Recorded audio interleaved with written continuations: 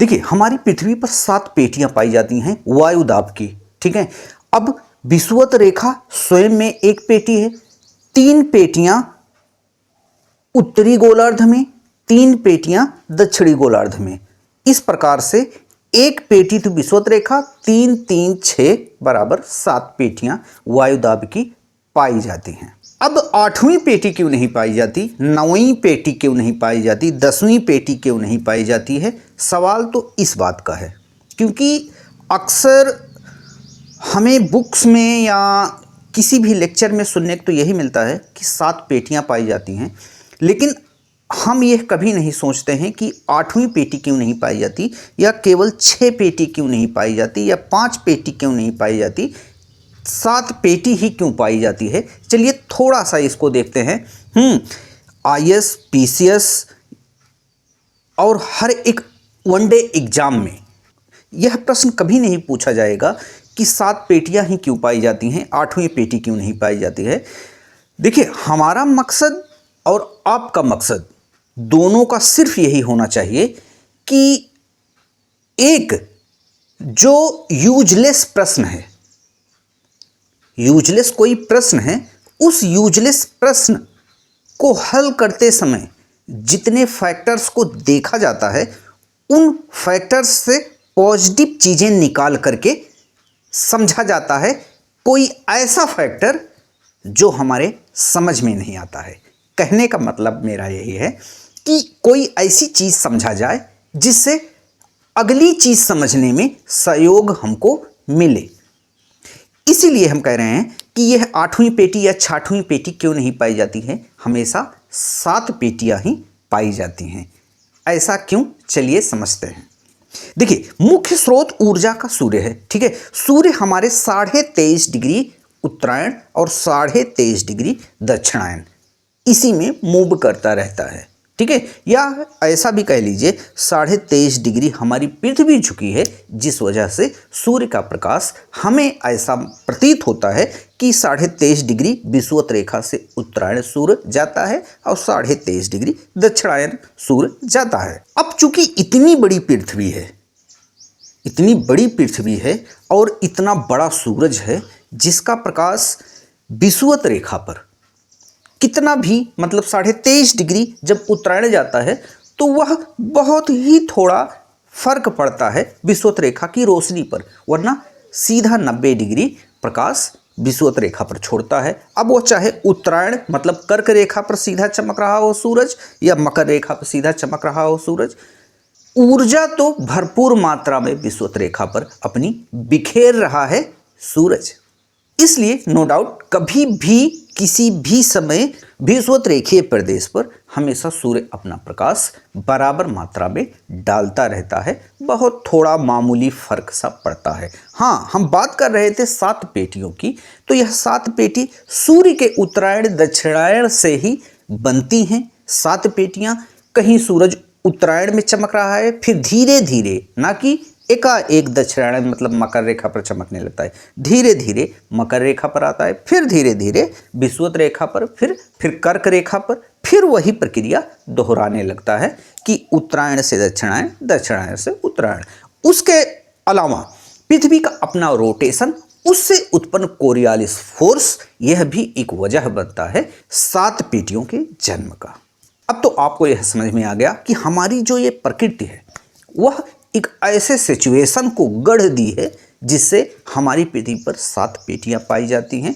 और प्रकृति यूं ही कुछ नहीं करती, वह कारण होता है। अब यह कारण हम आपको समझा दिए, सूर्य का प्रकाश, पृथ्वी का रोटेशन और पृथ्वी के रोटेशन से उत्पन्न कोरियालिस फोर्स, जिससे यह ऐसी कंडीशन बनी कि 7 पेटियों ने जन्म लिया हमारी पृथ्वी पर। और वहां पर वायुदाब तो है ही है, और सनातनी पवने, मतलब सनातन तो बहुत इस वक्त सोशल मीडिया पर आप सुन रहे होंगे, तो सनातनी पवने जो वर्ष भर अपनी ही दिशा को फॉलो करते हुए चलती रहती हैं, चाहे वह पृथ्वी के तल पर चले, मतलब चाहे वह क्षैतिज रूप में चले, चाहे वह लंबवत रूप में चले, पृथ्वी से आसमान की तरफ, और आसमान में भ्रमण करें।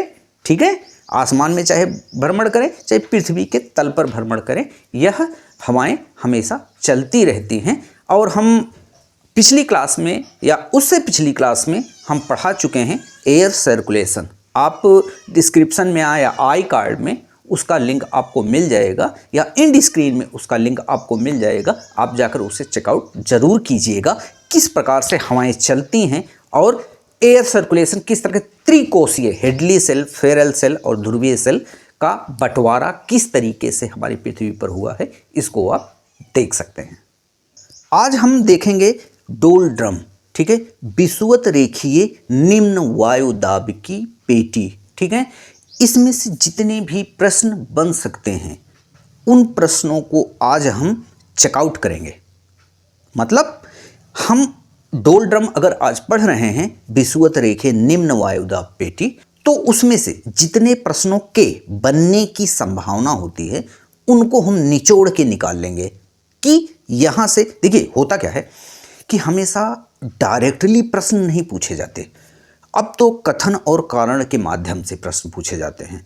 तो एक कॉन्सेप्ट दिया जाता है आपको कथन और कारण में, जिससे आप कंफ्यूज हो जाते हैं।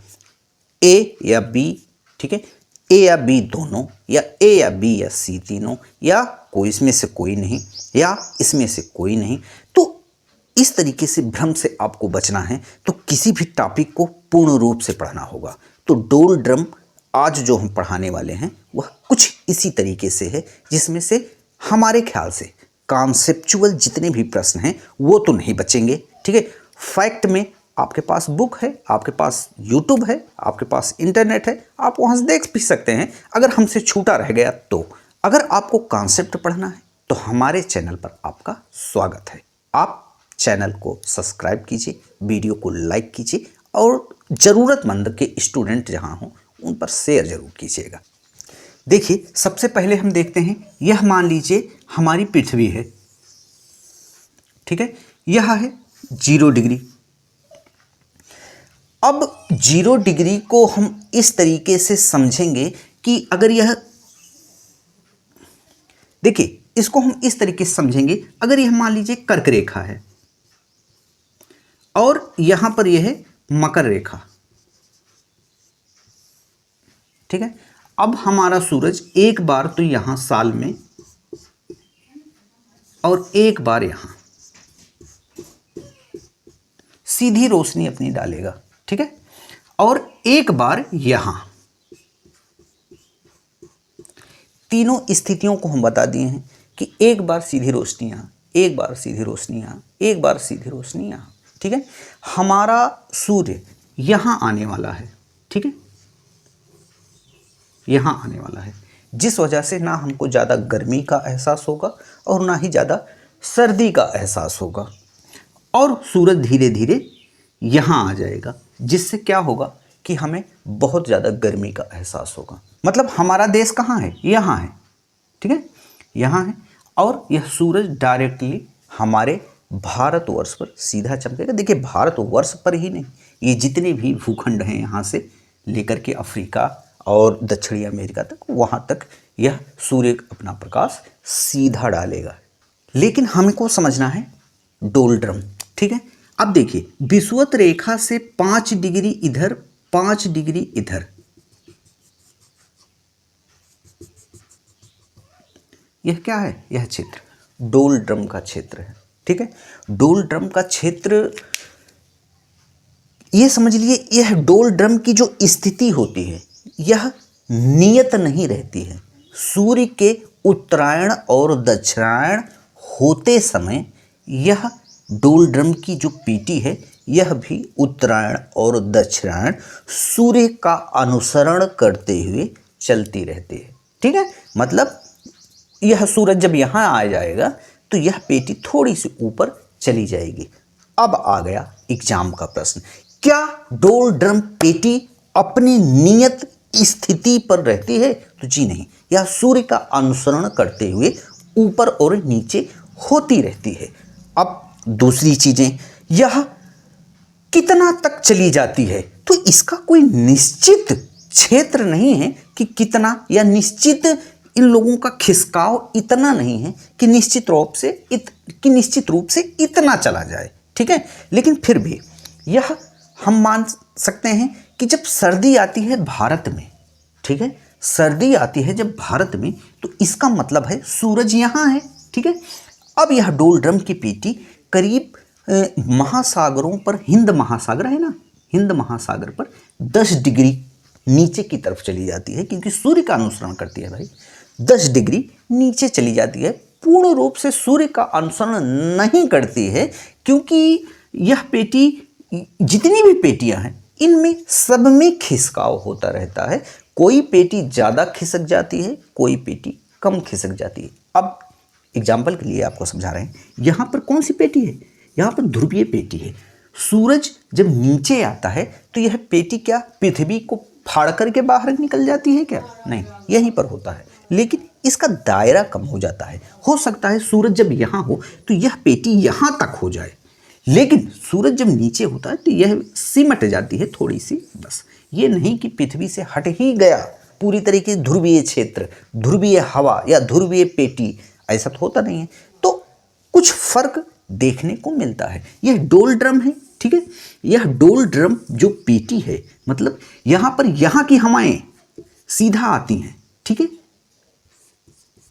ये कौन सी हवाएं हैं? व्यापारिक हवाएं हैं। अभी व्यापारिक हवाओं के बारे में हम अच्छे से समझेंगे कि व्यापारिक हवाएं हैं क्या, इसमें से जितने भी प्रश्न बनते होंगे उनको भी हम देखेंगे। तो ये हवाएं जब यहाँ आ रही हैं तो ये आपस में टकराएंगी और यह क्षेत्र पूर्ण रूप से गर्म होता है। यहाँ से हवाएं गर्म होकर के ऊपर की तरफ उठेंगी, तो यह 5 डिग्री अक्षांशों के बीच का जो क्षेत्र है, इसी को कहते हैं डोल ड्रम। अब यह डोल ड्रम के बारे में और भी चीज़ें हम समझ लें कि यह सर्दियों में 10 डिग्री हिंद महासागर की तरफ यह खिसक जाती है। कौन सी? डोल ड्रम की पेटी। ये एग्जाम के प्रश्न है, ठीक है।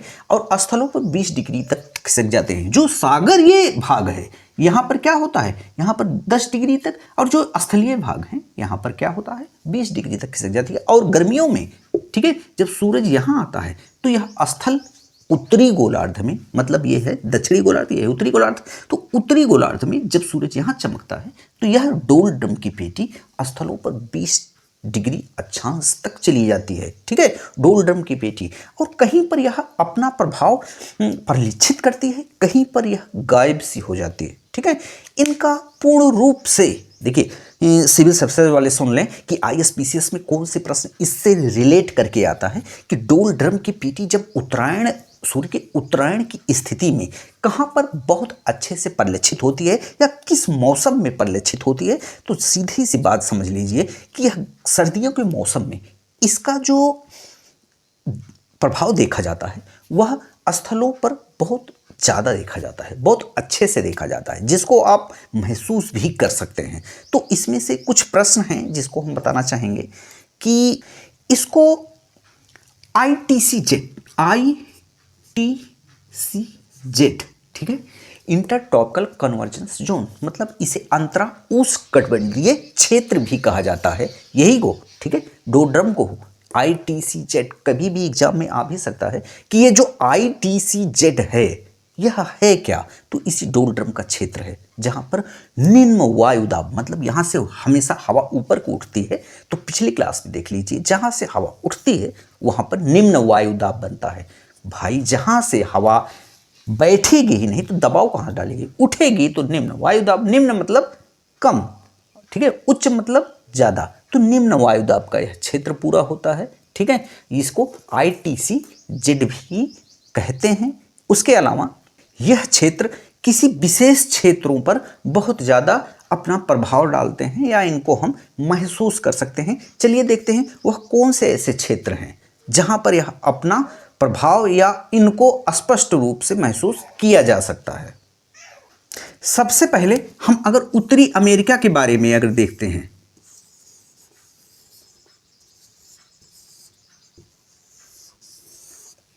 ठीक है, यहां पर दक्षिण, यहां पर अफ्रीका और यहां पर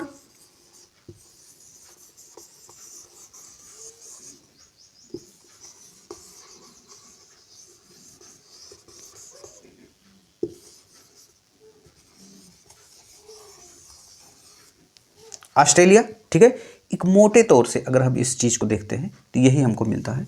और ये अगर हम विषुवत पेटी, ठीक है, डोलड्रम की स्थिति यही है ना। तो इसमें हम यह देखते हैं चूंकि ये हिंद प्रशांत महासागर है और ये हिंद महासागर है, तो हमें ये सबसे ज़्यादा यहाँ पर देखने को मिलती है। अगर इस छोर को देखा जाए 3D में तो ये यहाँ पर आ जाएगा, ठीक है। यहाँ पर कुछ हिस्सा डोलड्रम का अच्छे से देखा जाता है।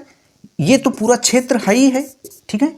ये देख रहे हैं पूरा क्षेत्र, ये तो डोलड्रम का है ही है जो हमेशा परिलक्षित होता रहता है। और कुछ हिस्सा हम यह देखते हैं कि यहाँ पर, ठीक है, कुछ हिस्सा यहाँ पर भी हम देख सकते हैं। यह मोटे तौर से हम यह समझ गए कि सबसे ज़्यादा क्षेत्र प्रशांत, ठीक है, प्रशांत महासागर में बहुत ज़्यादा देखा जाता है। हिंद महासागर में भी यह पेटी देखी जाती है बहुत अच्छे से, डोलड्रम की स्थिति। और कुछ हिस्सा यहाँ पर भी यह परिलक्षित हो जाता है जब यह सूर्य उत्तरायण की साइड में होता है। और यहाँ तो है ही है, या ये क्षेत्र थोड़ा सा यहाँ महसूस किया जाता है, जो कि अन्य स्थानों पर कुछ लुप्त सी भी हो जाती हैं वहाँ पर लोकल इन्वायरमेंट के तहत, ठीक है। लेकिन ये क्षेत्र जो हैं यहाँ पर अच्छे से इन हवाओं को, यहाँ के प्रभाव को महसूस किया जा सकता है, ठीक है। अगर एक तरीके से कहा जाए तो पूरा पृथ्वी है, ठीक है, पूरी पृथ्वी का 1/3 यह अच्छे से घेरे हुई है। डोलड्रम का क्षेत्र 1/3 भाग को अच्छे से, हो सकता है कहीं कहीं छूट रहा हो, लेकिन एक तरीके से माना जाए तो 1/3 भाग को यह अच्छे से घेरा हुआ है डोलड्रम का क्षेत्र।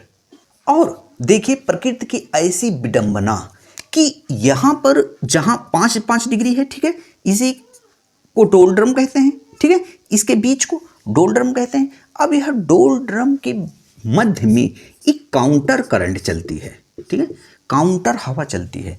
हमेशा क्या होता है कि जो ये हवाएं हैं ऐसे आ रही हैं ना, ठीक है, ऐसे आ रही हैं, लेकिन यहाँ पर एक ऐसी करंट चलती है जिसको फ्लोन कहते हैं, ठीक है। फ्लोन महोदय ने इसका पता लगाया था। तो यह फ्लोन, यह काउंटर करंट है। हम बाद में पढ़ाएंगे यह काउंटर, बस आपके एग्जाम में सिर्फ फ्लोन करंट के बारे में ही पूछेगा ये क्या है। तो यह डोलड्रम के मध्य में पश्चिम से पूरब की तरफ चलने वाली जो हवाएं होती हैं, मंद गति से जो चलने वाली हवाएं होती हैं, उसी को हम फ्लोन करंट कहते हैं, जो डोलड्रम के मध्य में चलते हैं, ठीक है। हाँ, आगे हम चलकर ये आपको बताएंगे यह फ्लोन करंट किस तरीके से हमारी जलवायु को भी प्रभावित करती है। देखिए आगे चल के हम आपको यह भी समझाएंगे कि यह जो फ्लोन करंट है वह एल नीनो और ला नीनो को किस तरीके से प्रभावित करती है, जिससे उनका प्रभाव कम या ज़्यादा होता चला जाता है। इसका एक लास्ट प्रश्न रह गया कि इसको प्रशांत मंडल भी या प्रशांत क्षेत्र भी या प्रशांत के नाम से इस मंडल को जाना जाता है। ये मतलब डोलड्रम है ना, इसको प्रशांत क्षेत्र भी या प्रशांत मंडल भी कहा जाता है। कभी इस नाम से भी अगर एग्जाम में पूछा जाए तो आप कंफ्यूज मत होइएगा। यह प्रशांत मंडल के भी नाम से जाना जाता है। हमारे ख्याल से जितना भी प्रश्न था वह हल हो चुका है कि इससे कहीं भी ITCZ भी हो गया, ठीक है, डोलड्रम भी हो गया। यह क्यों बनता है इसके बारे में भी हम बता दिए कि सूर्य के प्रकाश से, जहाँ पर विषुवत रेखा पर सूर्य का प्रकाश बहुत ज़्यादा पड़ता है, जिस वजह से यहाँ वर्ष भर प्रकाश एक समान ही पड़ता रहता है। यहाँ पर एक ऐसी पेटी क्रिएट हो जाती है जिसे डोलड्रम के नाम से जाना जाता है। और यह निम्न वायुदाब का क्षेत्र होता है, ठीक है, निम्न वायुदाब का क्षेत्र हो। यहाँ से हवाएं हमेशा ऊपर की तरफ उठती हैं और इसमें खिसकाव भी होता रहता है, ये स्थिर नहीं रहती हैं।